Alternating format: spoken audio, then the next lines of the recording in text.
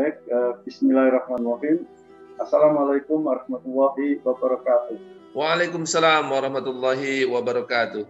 Alhamdulillah rabbil alamin. Shalatu wassalamu ala sayyidina Muhammadin wa ala alihi wa sahbihi wa barik wa sallim. Para pemirsa IBN TV yang dimuliakan oleh Allah Subhanahu wa taala.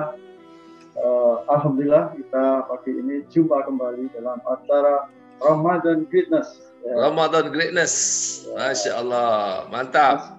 Mantap, masih bersama dengan Pak Legisan Tam Tafsir, ya, seorang motivator internasional.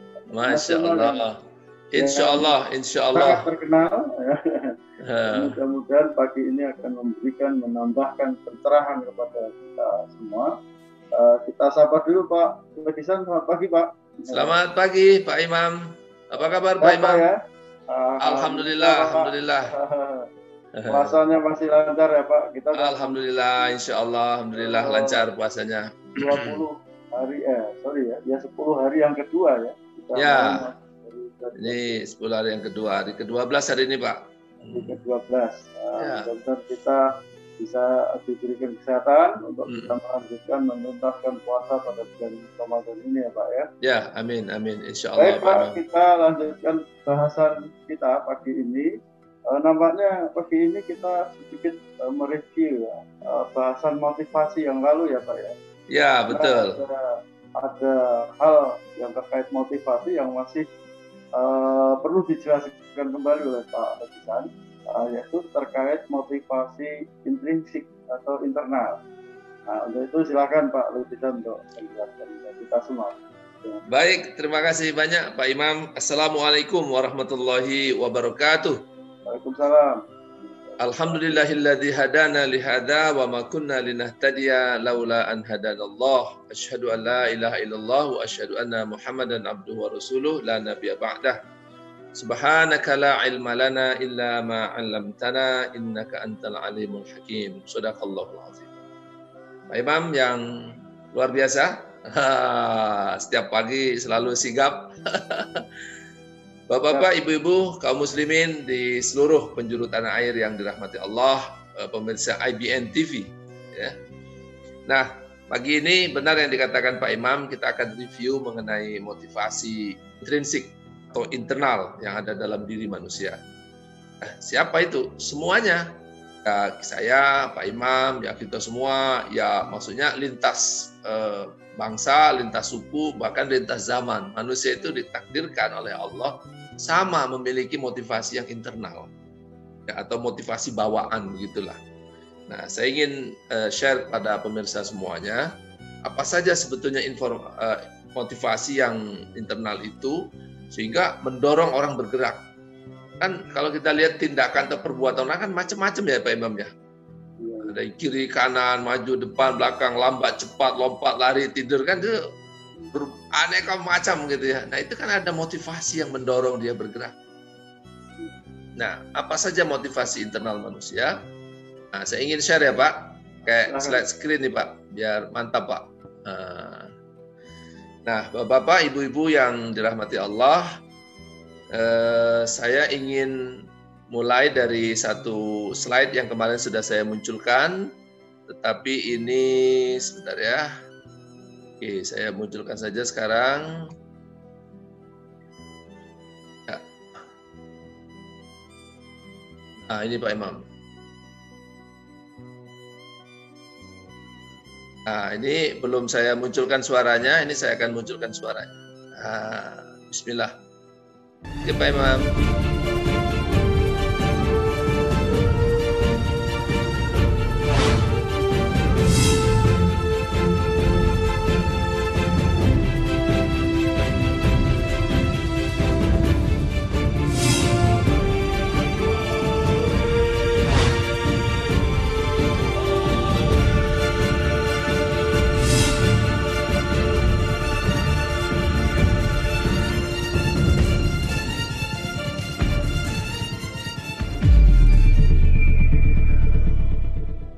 Alhamdulillah.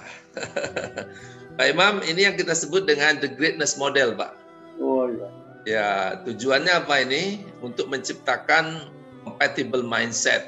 Nah, untuk apa? Untuk sukses yang berkesinambungan. The compatible mindset for sustainable success. Nah, gitu Pak. Nah, kenapa ini muncul? Ini untuk menjawab motivasi internal itu, Pak Imam. Nah, jadi mari kita mulai lihat. Ya. Nah, kita lihat motivasi internal manusia. Apa saja itu? Nah, ini kalau kita lihat manusia ini kan jelas itu Pak Imam ya, di dalam otak kita itu. Nah, jadi otak manusia itu diciptakan Allah itu luar biasa Pak Imam. Ini kemampuannya ini yang membuat dia akan melampaui segala ciptaan Allah yang lain. Nah, tapi di pertemuan yang lalu itu saya udah bacakan ayatnya kan, laqad khalaqnal insana fi ahsani taqwim. Jadi sempurnaan manusia itu luar biasa di Allah berikan. Tapi kalau itu tidak dikelola dengan baik, tidak ditata sedemikian rupa Pak Imam, maka dia justru akan merusak. Luar biasa juga kerusakannya. Itu. Oleh karena itu, motivasi internal manusia itu mesti ditata dengan sempurna, dengan sistematis. Nah, bagaimana sistematikanya? Nah, setidaknya ada 5. Ini saya gambarkan dengan 5 bunder-bunder itu, Pak Imam. Itu untuk merangkum ya segala macam yang liar itu supaya dia tertata dengan sempurna. Kita lihat pertama, Pak Imam. Jadi apa yang membuat orang bergerak atau motivasi apa? Ya, pertama, nah itu Pak Imam, apa yang dicintai? Situ dia. Semua orang itu sebetulnya pengen suka sesuatu, mencintai sesuatu. Itu dia Pak Imam. Ya. Nah, yang kedua, apa yang ingin dia menjadi? Jadi orang itu ingin menjadi sesuatu. Nah, gabungan antara apa yang ia cintai dengan apa yang ingin dia menjadi, itu melahirkan gairah yang luar biasa. Di situ itu Pak Imam. Jadi coba lihat, kalau kita mencintai sesuatu, bergairah nggak kita Pak Imam? Sangat bergairah. Apalagi dipadu dengan saya ingin menjadi sesuatu di situ. Pada apa yang saya cintai itu. Saya suka kali saya bola Pak. Kan gitu ya Pak. Kan ada orang, saya suka sekali saya main bola ini. Oh ya? Jadi kalau ada main bola Anda senang. Oh, lupa saya sarapan Pak. Pengennya lompat aja. Ya main bola itu. Nah, apalagi dipadu dengan saya ingin menjadi pemain bola yang hebat. Yang menjadi pemain bola yang luar biasa. Jadi, sudahlah dia mencintai, dia ingin berprestasi pada apa yang dia cintai. Hebat nggak, Pak? Luar biasa. Luar biasa. Nah, ini banyak orang itu ya, bekerja tapi nggak tahu dia suka itu apa enggak gitu. Jadi orang menentukan profesinya itu nggak benar, nggak tahu dia latar belakangnya apa kok dia profesinya itu. Apa? Itu tadi. Dia sendiri tidak pernah diarahkan sejak dia SMP, SMA, itu sebetulnya dia apa nanti, menyukai profesi apa dia. Hanya ngikut kiri, ngikut kanan, saran teman ini, teman itu, akhirnya masuk kuliah ini, kuliah itu. Nggak jelas dia, profesi yang mau dipilih sejak kecilnya itu apa. Maka kan ada itu Pak Imam, ada permainan di satu tempat di Jakarta itu aneka macam profesi. Nah itu anak-anak itu banyak situ belajar, nah itu supaya dia terdorong untuk memilih profesi mana yang kelak paling disukainya gitu. Nah, kemudian apa yang sudah dicintainya itu nah harus dipadu dengan dia harus menjadi yang terbaik di bidang yang dicintainya itu. Maka akan melahirkan passion yang luar biasa. Jadi kalau mau cari akuntan yang terbaik Pak Imam, carilah orang yang mencintai profesi akuntansi ya kan? Dan dia ingin menjadi yang the best di dalam bidang akuntansi itu, maka pekerjaannya akan luar biasa Pak Imam. Di situ dia. Nah ini penting bagi orang yang memilih profesi, tapi juga memilih bagi orang yang mencari orang yang tepat untuk menduduki posisi itu. Nah itu baru 2 Pak Imam. Nah sekarang yang ketiga. Nah apa yang ingin Anda persembahkan? Setiap orang itu senang kalau dia bisa memberikan sesuatu bagi yang lain. Itu motivasi internal yang kadang-kadang bisa didengar oleh orangnya, tapi kadang-kadang diabaikan. Itu. Misalnya Pak Imam, kita lihat orang tua ingin nyebrang jalan, pengen nggak kita nolongin Pak Imam? Secara ada hati perasaan gitu ya, kok rasanya pengen gitu. Nah, sama dengan kalau kita lihat rumah berantakan, ya ada sebetulnya secara intrinsik itu ingin yang terbaik di situ. Nah, orang itu ingin mempersembahkan yang terbaik dari dirinya sebetulnya pada lingkungannya. Nah, kalau ini dipadu dengan apa yang dia ingin menjadi, maka melahirkan namanya kontribusi. Kontribusi itu adalah apa yang kita persembahkan, dan itu akan menjadi kuat kita mengerjakannya manakala kita sendiri ingin menjadi sesuatu yang ada di situ. Kalau pemain bola tadi Pak Imam mencintai permainan bola, ya kan, dia ingin menjadi juara di permainan bola. Permainan yang terbaik di bola itulah yang dia ingin persembahkan. Kira-kira gimana Pak Imam? Maka orang merasakan decak kagum. Luar biasa. Nah, kontribusi yang dipersembahkan pemain bola adalah apa? Kemenangan, kan gitu. Bayangkan kalau yang dia ingin persembahkan itu bukan hanya bola, gitu ya. Tapi misalnya bangun rumah. Suka kali saya desain rumah ini. Oh ya, Anda suka profesi itu? Sangat saya suka, saya mencintai profesi ini. Terus Anda ingin menjadi yang terbaik di bidang profesi itu? Ya, saya ingin menciptakan suatu arsitektur yang luar biasa. Dan saya ingin mempersembahkan itu pada masyarakat. Coba Pak Imam, kira-kira yang menerima hasil karyanya senang nggak Pak? Senang sekali. Iya, itulah dia kontribusi ya. Nah, yang keempat, motivasi ingin membuat Anda berharga. Jadi orang itu ya Pak Imam, itu ingin dihargai. Ya, kerja keras, mati-matian, tiba-tiba nggak dihargai. Rasanya gimana Pak Imam?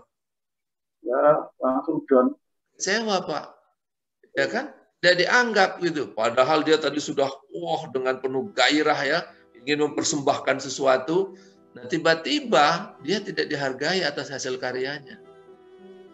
Nah, makanya itu bisa membuat orang down. Ya. Tetapi Pak Imam, apa yang membuat dia berharga apabila dipadu dengan apa yang dia ingin persembahkan Pak Imam, maka melahirkan apa? Karakter. Mungkin orang tidak menghargai, mungkin orang tidak memuji, mungkin orang tidak menganggap apa yang dipersembahkannya, tapi karena disitulah sebetulnya harga dirinya, tidak akan goyah Pak Imam. Meskipun orang tidak memuji saya, tetapi karena ini yang menurut saya berharga, saya no problemo.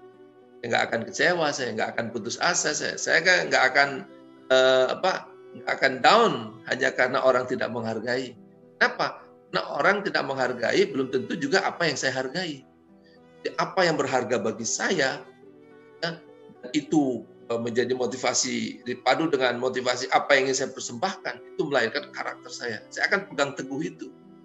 Meskipun orang mencaci makinya, meskipun orang merendahkannya, meskipun orang menjatuhkannya, tapi karena itu berharga bagi saya, itu akan saya pertahankan. Akhirlah karakter Pak. Jadi kalau orang menyukai bola tadi, meskipun orang mengejeknya, tapi ini berharga bagi saya. Dia akan pegang teguh Pak Imam.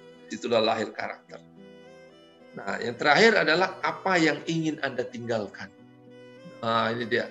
Nah, kalau manusia itu kan karena otaknya itu bekerja, maka dia sadar dia. Lihat dirinya dulu kecil, kemudian tumbuh menjadi anak-anak, kemudian menjadi remaja, pemuda, ya dewasa, jadi orang tua. Nah, sadar dia dengan otaknya itu, hidupnya itu akan berakhir. Nah, ada dorongan internal dalam dirinya, apa yang saya akan tinggalkan pada kehidupan ini. Ya, suara itu kadang-kadang muncul, bukan kadang-kadang, selalu muncul, tapi kadang-kadang diabaikan. Gitu. Ya. Nah, apa yang kita ingin tinggalkan dengan apa yang membuat kita berharga, situlah lahir pelaksanaan itu maksudnya eksekusi gitu Pak Imam. Jadi apa yang berharga pada diri kita, tapi kita terdesak. Wah, jangan-jangan hidup kita ini nggak lama ini, kan gitu. Jangan-jangan umur kita nggak panjang, kan gitu Pak Imam. Wah, berarti apa yang berharga bagi saya ini segera saya kerjakan. Nah, maka lahirlah pelaksanaan. karena apa yang kita laksanakan itu adalah akan kita tinggalkan, maka kita ingin menciptakan yang terbaik, Pak Imam. Enggak mungkin dong saya tinggalkan ini dalam keadaan berantakan. Sebaiknya ini saya tinggalkan adalah sesuatu yang sempurna. Kita ingin menyempurnakan. Apa? Ini yang saya hargai. Masa apa yang saya hargai ini hanya saya tinggalkan sesuatu yang amburadul? Enggak dong. Saya akan buat yang terbaik. Kenapa? Ini yang berharga bagi saya. Nah, jadi perpaduan apa yang membuat kita berharga, ya, dan apa yang akan ingin kita tinggalkan, itu menghasilkan performance atau pelaksanaan. Gitu ya. Akhirnya kita segera untuk mengerjakannya, bergegas. Gitu. Nah, terakhir adalah apa yang ingin kita tinggalkan adalah apa yang kita cintai. Maka disitulah lahirlah meaning atau makna. Gitu Pak Imam. Wah, coba lihat ya, mantap ya. Nah, sekarang coba Pak Imam, kalau kita ngajari anak-anak kita, ya, bisa nggak mereka memahami ini? Menyusun kerangka berpikirnya itu, ya, dia tahu gitu, kenapa dia bergairah? Gairah kenapa? Ya, terus dia bertanya, apa yang ingin saya kontribusikan kepada dunia? Terus karakter saya seperti apa? Ya, kemudian apa yang bergegas harus saya kerjakan? Apa makna hidup saya?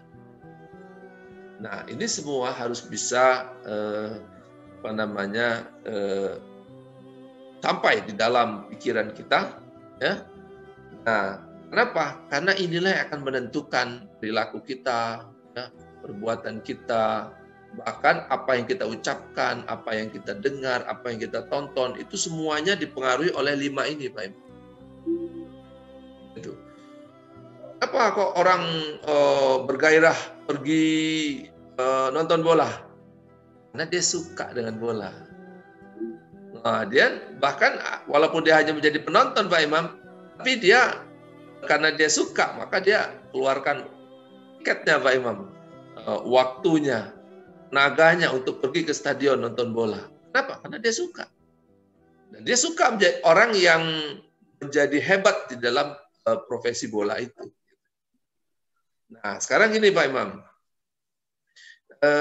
karena ini berupa motivasi yang internal di dalam diri kita, maka dia akan melekat menjadi menjadi pandangan hidup, menjadi dorongan yang bersifat sangat powerful gitu Pak Imam.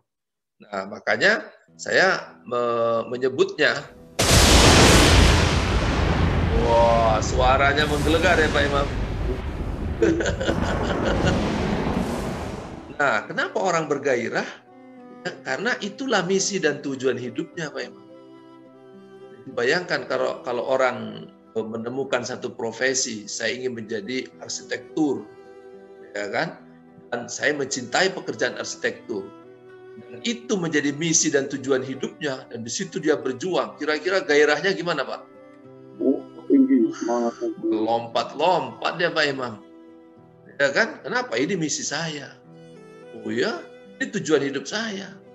Saya ingin menjadi yang terbaik di bidang arsitektur ini. Asyad, Pak Imam. Nah, sekarang bandingkan apa yang ingin saya menjadi dengan apa yang ingin kita persembahkan. Bayangkan nih Pak, akan melahirkan kontribusi. Kontribusi seperti apa? Suaranya menggelegar. Ya, itulah profesi kita, Pak Imam. Bayangkan profesi kita adalah apa yang ingin kita menjadi di situ dan apa yang ingin kita persembahkan. Pastilah kita mempersembahkan yang terbaik, betul nggak? Nah, itu bayangkan apa yang sesuatu yang dibutuhkan dunia. Ya. Nah, jadi profesi itu adalah apa yang kita pilih, sesuatu yang dibutuhkan oleh dunia. Kalau misi dan tujuan itu adalah apa yang Anda perjuangkan. Sedangkan profesi adalah apa yang dibutuhkan oleh dunia. Nah, bayangkan Pak Imam, apa yang dibutuhkan oleh dunia, ini dalam pikiran kita ini ya, apa yang dibutuhkan oleh dunia adalah apa yang ingin saya menjadi di situ. Apa yang ingin saya persembahkan di situ. Itu meluap-luap itu Pak, yang berkobar-kobar itu rasanya ya kan. Nah, sekarang mari kita lihat apa yang ingin kita persembahkan dengan apa yang kita ingin berharga atau apa yang kita hargai, maka melahirkan karakter. Karakter seperti apa? Itulah kepribadian kita, Pak Imam. Jadi kemampuan yang melekat dan itu menjadi jati diri kita. Kenapa? Saya ingin mempersembahkan yang terbaik. Dan yang terbaik yang ingin saya persembahkan itu adalah apa yang paling berharga dalam hidup saya. Maka ini akan melekat menjadi komitmen kita yang kuat. Akan melekat menjadi kekuatan yang tidak akan mungkin kita lepaskan gitu, Pak. Ya kan? Nah, kemudian yang keempat adalah apa yang membuat saya berharga, ya, atau apa yang saya hargai adalah apa yang juga ingin saya tinggalkan. Maka ini melahirkan performance, ya. Performance. Wah, bayangkan Pak Imam, performance kita adalah apa yang paling secara intrinsik itu sangat kita hargai. Dan itu juga yang akan kita tinggalkan. Maka apa yang menjadi alasan Anda dihargai dan dibayar? Itulah yang kita kerjakan terbaik. Wah, bukan cuma dibayar Pak Imam, tapi juga dihargai, tapi juga disanjung, tapi juga dipuji. Nah, kita ingin sesuatu itu yang kita tinggalkan atau yang berharga itu sesuatu yang harganya tinggi kan gitu Pak Imam. Nah, maka orang ini akan melahirkan prestasi atau karya yang luar biasa. Yang terakhir, apa yang kita ingin tinggalkan, padu dengan apa yang kita cintai, akan melahirkan makna. Itulah legacy dan kebahagiaan kita. Apa yang akan kita wariskan? Nah, saya melihat skema ini Pak Imam. Ini luar biasa manusia itu. Maksudnya manusia yang kayak gitu itu akan luar biasa. Kalau dia memilih satu profesi atau pekerjaan dia dalam koridor 5 hal ini Pak Imam, maka dia pasti akan all out dia mengerjakan itu Pak Imam. Pasti itu. Nah, sekarang pertanyaan yang tersisa Pak Imam adalah, kalau orang salah memilih ya, apa yang menjadi profesinya, bahaya nggak Pak Imam? Bahaya sekali. Bahaya. Begitu dia sudah all out habis-habisan, tapi ternyata apa yang dipilihnya itu tidak benar. Nah, bayangkan apa yang dia cintai adalah sesuatu yang sebetulnya tidak benar. Misalnya judi. Saya mencintai profesi judi Pak Legisan. Oh ya? Ini gimana? Saya ingin menjadi penjudi yang terbaik. Waduh. Apa nggak ngeri itu Pak? Apakah itu yang ingin engkau persembahkan? Iya, saya ingin mempersembahkan perjudian kelas dunia. Matilah Pak manusia ini kan? Nah, itu yang membuat Anda berharga. Saya sangat berharga kalau saya dikenang sebagai penjudi terbaik dunia. Gila manusia ini. Kan Pak? Nah, apakah itu nanti Anda ingin dikenang? Itu akan Anda wariskan? Iya, kata. Waduh, sudahlah all out dengan seluruh energinya, seluruh tenaganya, seluruh resource yang dia punya. Tapi itu untuk merusak manusia. Itu yang dikatakan oleh Allah Pak Imam dalam Quran itu. Tsumma radadna asfala safilin. Tsumma radadnahu asfala safilin. Tapi kemudian apabila manusia itu mengingkarinya atau tidak menyusunnya dengan sebaik-baiknya, maka dia akan jatuh ke lembah kesesatan, bahkan lebih buruk lagi, lebih buruk daripada binatang. Baik. Itu biasa Pak Imam. Allah mengatakan bahkan itu dalam surah Al-A'raf ya. Saya baca ayatnya. A'udzubillahi minasyaitonirrajim. Bismillahirrahmanirrahim. Ya. Laqad dzara'na fi jahannama katsirum minal jinni wal insi. Laqad dzara'na li jahannama katsirum minal jinni wal ins. Hum qulubul la ya'qiluna biha. Wa lahum a'yunun la yubsiruna biha. Ya. Kujadikan kata Allah, isi neraka jahanam itu adalah dari bangsa jin dan manusia. Ini bukan dari bangsa kucing Pak Imam. Jadi bukan bangsa anjing dan babi, bukan. Tapi dari bangsa jin dan manusia, itulah yang akan menghuni api neraka. Apa? Bagi mereka ada hati, tapi dia tidak bisa berpikir. Bagi mereka ada mata, tapi dia tidak bisa melihat. Bagi mereka ada telinga, tapi dia tidak bisa mendengar. Ya. Allah kemudian mengatakan, ulaika kal an'am. Mereka adalah seperti binatang ternak. Balhum adollu, bahkan lebih sesat lagi. Jadi kalau ada kucing sebegitu aja kemampuannya, manusia yang menggunakan tadi Pak, hati, mata, akal, telinganya Pak tidak pada tempat yang benar, maka kehancurannya, kesesatannya adalah karena apa? Nah, manusia itu kehancurannya melebihi segalanya. Yang dalam pertemuan yang lalu saya sebut zaharul fasadu fil barri wal bahri bima kasabat aydin nas. Hancuran di darat, di laut itu adalah akibat perbuatan manusia. Bukan perbuatan babi, singa, harimau, kucing, ular. Enggak. Itu juga isi neraka jahanam. Bukan dari golongan hewan, tapi dari golongan jin dan manusia yang tidak mampu ya, mengendalikan dirinya, memimpin dirinya, bimbing dirinya. Ya. Hingga apa? Dia melahirkan kerusakan-kerusakan yang sangat-sangat dahsyat. Nah inilah perlunya bimbingan untuk manusia ya agar dia sangat-sangat optimal. Jadi optimal kalau dia menemukan kebaikan, maka kebaikannya optimal. Optimal dia menghindari keburukan. Tapi kalau nggak ketemu, maka optimal juga keburukannya sampai dasar. Jadi itu bisa gini tuh Pak Imam. Ya, bahaya sekali tuh. Kalau yang temu yang baiknya tuh, wah itu dahsyat nih, sebelah kanan. Ya, sehingga yang ininya hilang. Tapi kalau yang katanya turun, maka dia sampai ke dasar. Nah, pertanyaannya Pak Imam, apa yang membimbing manusia ya, sehingga kekuatan yang dia punya itu bisa mengarah kepada kebaikan? Maka Allah ciptakan rukun-rukun atau prinsip-prinsip, ya, simpul-simpul, ya, habit-habit, ya, sistem-sistem ya, yang akan menjahit 5 hal ini tadi Pak Imam jadi satu kekuatan yang membuat manusia akan sangat terarah. Apa itu? 5. Inilah dia.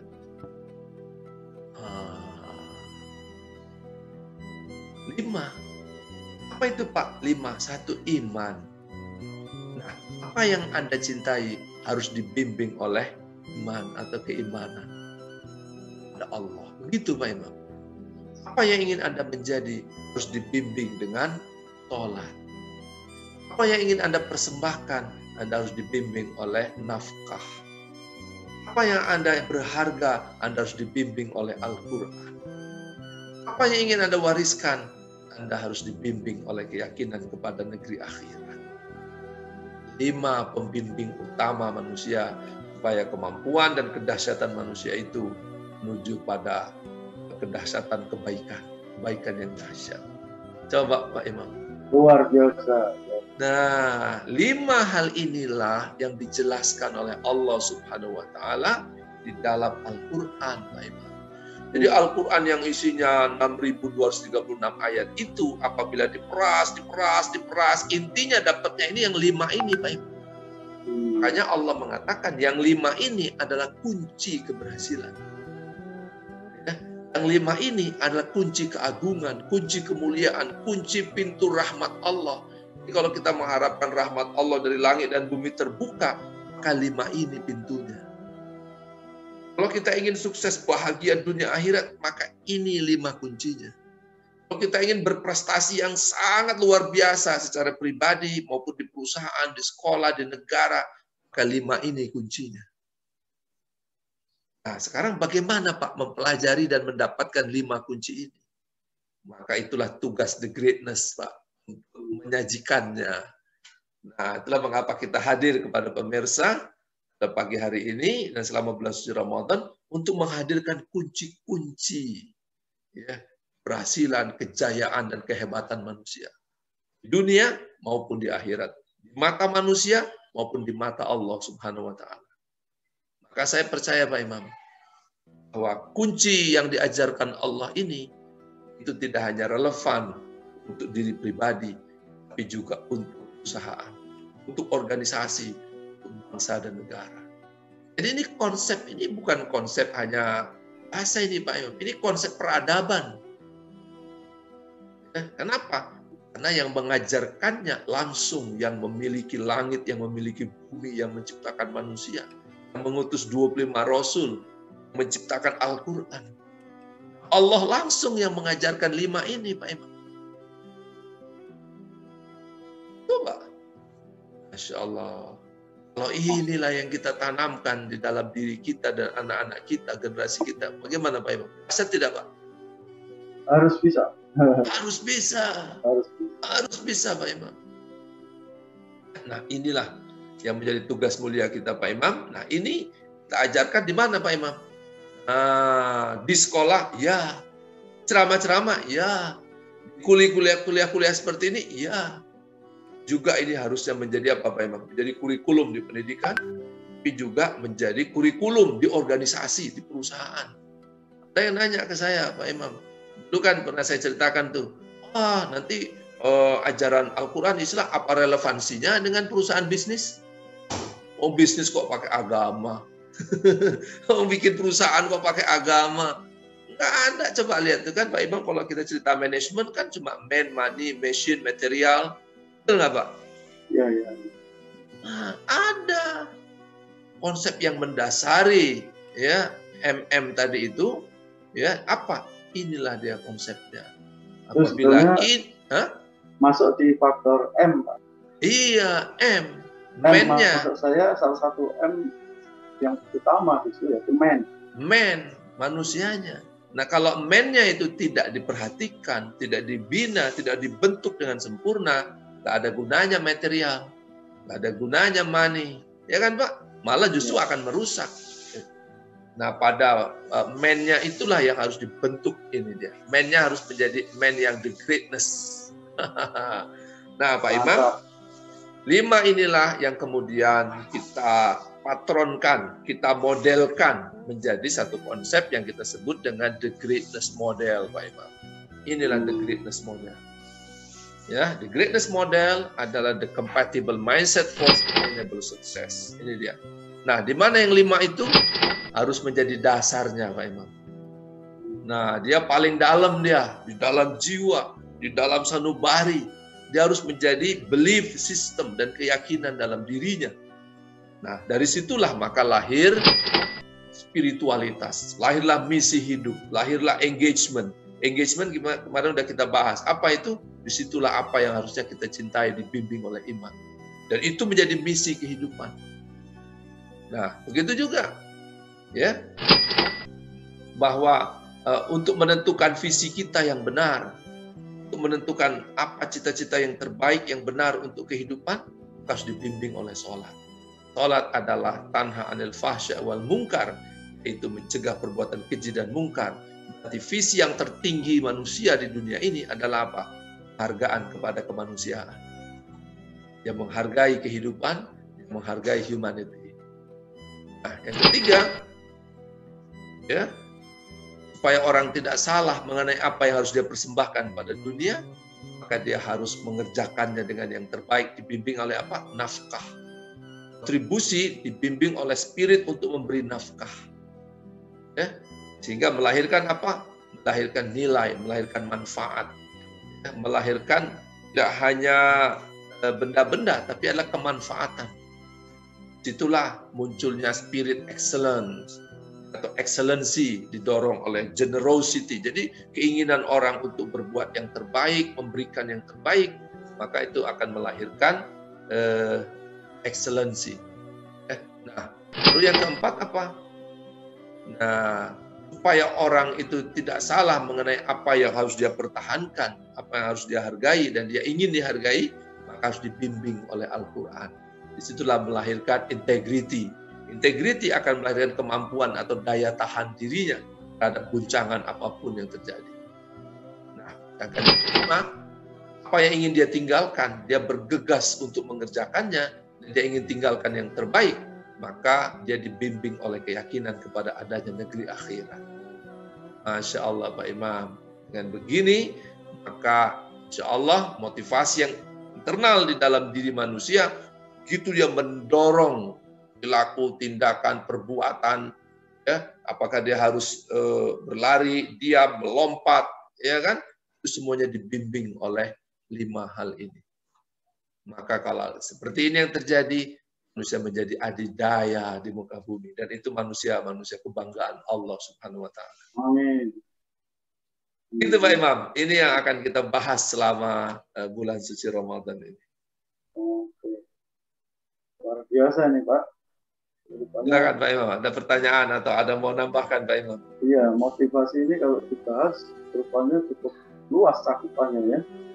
Ya. Jadi, walaupun internal motivation, tapi begitu juga ternyata keterkaitannya dengan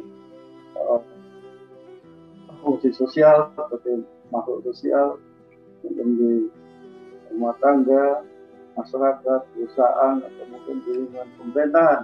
Ini juga bisa berlaku ya Pak. Ya, betul. Betul sekali Pak Imam. Jadi inilah yang seharusnya diinstalasi ke dalam otak manusia. Dipahamkan ke dalam otak manusia, kemudian dibangun dasar jiwaan manusia. Dan sebetulnya beruntungnya apa? Allah itu sudah menciptakan jiwa manusia untuk siap menjadi yang terbaik, gitu Pak. Ya, jadi sempurna. Oleh karena itu apabila ini kita instalasi ke dalam jiwa manusia, maka dia pasti compatible. Kenapa? Karena konsepnya ini dari Allah yang menciptakan manusia, dan manusianya Allah yang menciptakan. Di antara hardware dengan softwarenya itu compatible, Pak. Maka judulnya adalah compatible mindset, yaitu mindset yang compatible untuk kesuksesan manusia yang berterusan dunia dan bahkan sampai akhirat. Insya Allah ini jawaban untuk Indonesia, Pak Imam. Jawaban untuk dunia, jawaban untuk generasi kita. Segala permasalahan di muka bumi ini, insya Allah inilah solusinya. Mari kita berjuang bersama-sama Pak Imam. Insya Allah ini kita gerakkan dalam training-training Pak Imam. Nanti kita kita kumpulkan masyarakat, anak-anak muda, ya kita berikan training ini agar mereka memiliki mindset yang compatible. Oke, saya kira ini sangat bagus sekali Pak ya. Mudah-mudahan masyarakat bisa memahami, mengetahui dan berminat ya, untuk bisa mendapatkan internalisasi dari program ini ya. Mungkin Bapak ada kalau masyarakat ingin mendapatkan akses ilmu ini dari mana, bagaimana caranya nih Pak? Ya, insya Allah Pak, kita membuat satu lembaga untuk menyebarkan ini Pak Imam. Namanya Greatness Training and Consulting, gitu Pak Imam. Jadi judul trainingnya, consultingnya adalah langsung The Greatness. Ya, dan itu sudah kita bakukan, kita daftarkan ke Dirjen Haki Pak Imam, supaya konsep The Greatness ini betul-betul utuh gitu, tidak dipahami hanya separuh-separuh. Nah, tetapi kita berikan seperti ini, cuma-cuma kepada masyarakat, silahkan untuk mempelajarinya. Bagaimana ini kita perdalam lagi, semakin banyak orang mempelajari ini, semakin bagus Pak Imam. Itulah kontribusi kita. Jadi apapun, sekarang pun kita mengerjakan hal ini Pak Imam, semuanya dimotivasi oleh yang 5 ini. Maka 5 motivasi ini, atau 5 tools ini, atau pola seperti ini, jangan diputus-putus gitu. Sebab kalau salah satu saja hilang, itu ibarat baju, lengannya nggak ada. Ya. Contohnya dihilangin satu, wah kita nggak perlu humanity. Misalnya kan Pak, nih visi kemanusiaan nggak perlu. Betapa bahayanya Pak manusia itu Pak. Kan Pak, dia ada sesuatu yang dia cintai dan itu melekat di dalam dirinya, tapi itu tidak punya afiliasi dan referensi untuk penghargaan pada manusia. Mengerikan sekali Pak Imam. Ya harimau, ngeri nggak harimau Pak? Ngeri. Diterkamnya aja siapa? Karena dia nggak punya pri kebinatangan, dia nggak punya pri. Kalau itu manusia nggak punya pri kemanusiaan. Dia lakukan itu dengan sempurna. Judi, dia tidak punya misi yang bimbing secara keimanan. Itu juga berbahaya. Jadi profesi di muka bumi ini harus diselamatkan Pak Imam. Dienyahkan yang buruk-buruk ya. kemudian dimunculkan profesi-profesi yang terbaik. Sehingga apabila orang membangun perusahaan, harus perusahaan yang tadi mengikuti 5 hal ini, Pak. Jangan sampai juga membuat perusahaan yang keluar dari koridor 5 ini. Luar biasa. Baik Pak Gisan, ini nampaknya waktu juga sudah membatasi kita. Jam 6 lebih hampir 30 menit ini ya. Ada 30 menit, insya Allah Pak Imam. Oke, sudah lewat 30 menit. Mungkin untuk pagi ini kita akhiri sampai di sini dulu. Atau ada kesimpulan yang mau disampaikan Pak Gisan? Pak, kesimpulannya ingin ulang lagi dari sini Pak. Ini kesimpulannya. Ya.